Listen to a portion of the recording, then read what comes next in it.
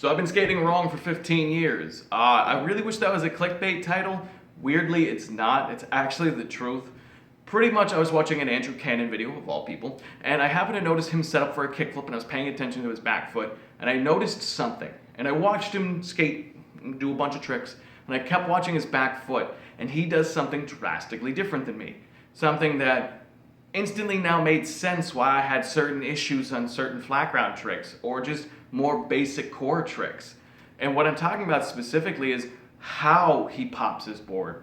So I'm going to show you a reference, I'm going to defend myself a hair, and then we're going to skate. So I happen to notice every time he set up for a trick, he would center his foot out for most tricks, and then he'd tip his heel up only about 1/8 of an inch, meaning that there was about 4 or 5 inches of contact point between shoe and him.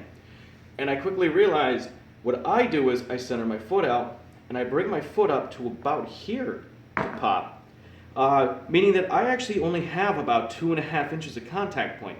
And even though I center up, the main amount of my pressure is on my toe side. And this explained a lot for my kick flips. And when I saw that, I felt really stupid. So let me defend myself for it. So real quick, it really hasn't affected my skating a ton. Because as skaters we adapt and we figure out ways. So for my kickflips always rotate a varial side. They always go toe side, and that's why varial flips came more natural to me than kickflips. And the way I've counteracted that is by I actually essentially throw a front shove every time I pop. But seeing this now, realizing that I'm using extra steps to achieve the same result, it's kind of silly. So I came out here and I started flattening my foot out, and there was a drastic change in a handful of tricks. Not so much in my ollie, not so much in my kickflip, because I've adapted my kickflip, but kickflips definitely are easier that way. But to defend myself a bit, when I started skating 15 years ago, there were 3 forms of trick tips. There was magazines. Now, some people did learn tricks from magazines. I was not one of those people. You would see a sequence shot and then like maybe 5 or 6 tips on how to do a trick, and it really was not that helpful for me. 2 was Barrick's released Trickopedia around the time I started skating, and that was like 10 really good slow motion angles of one single trick. But you're talking, I'm new to skating, and we're talking about professional level tricks. So it really didn't help me there. The way I did learn, like my ollie in that, was from my best friend at the time, who really just taught me the simples of, you just pop the board, slide your foot, jump. There was no him watching or analyzing what I was doing and going, hey, why are you going up onto the ball of your foot so high? So I came out here, did a few tricks, saw this drastic change, and that's the main idea of this video. Like, I'm admitting I've made this mistake for 15 years and nobody has ever pointed it out to me or ever helped me out on it. So even though I've been progressing quite a bit, I need to step back now. And today we are going to be doing back 180, half cab, kickflip, fakie kickflip, and backside flip. So we're getting through 5 tricks today. I'm going to do them all how I normally do them first, and then I'm going to do them with this newfound understanding of how to pop. Now, I do know the backside flip will probably take a decent bit of tries because I am looking for a really good one, but join me and drop a comment when you see the differences.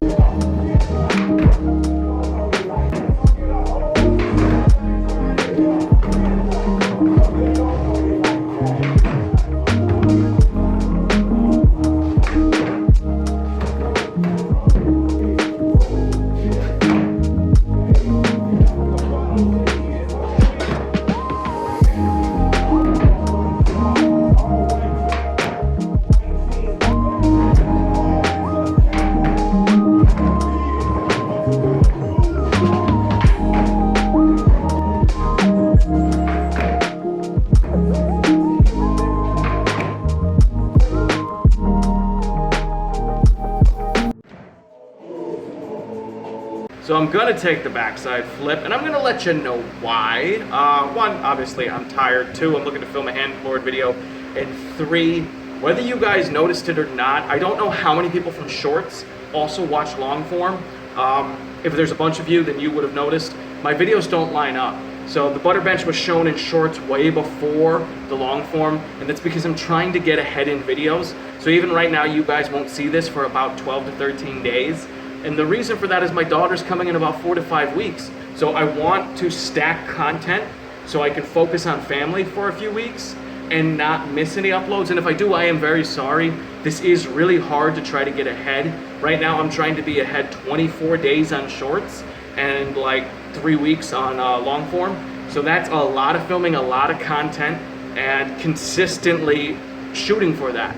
But in a short, whether you guys seen it or not, I slammed my knee off of the board and the ground in this weird split thing trying to front 360 the bank. And I have a big lump on my knee, and that backside flip just kept slamming me in the shins and the knees. So hopefully you guys aren't too upset. I didn't roll away that much. I got like 3 inches. But hopefully you guys also see the major differences in these tricks, because to me, it is an astronomical difference. Now, personally, do I care if my backside flip gets any better? No.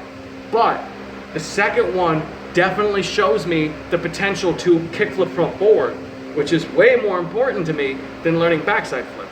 So hopefully with learning these little things like this, tricks like back lip might become possible for me. So I'm kind of upset I've gone 15 years without correcting it, but today we backtracked, we learned, and we moved forward. Have a great day, guys. Keep pushing forward. And as always, thank you for liking, commenting, and subscribing. Hit that subscribe button. We're growing every day, and I really appreciate it, guys. Have a great day. Keep pushing forward, and I'm tired.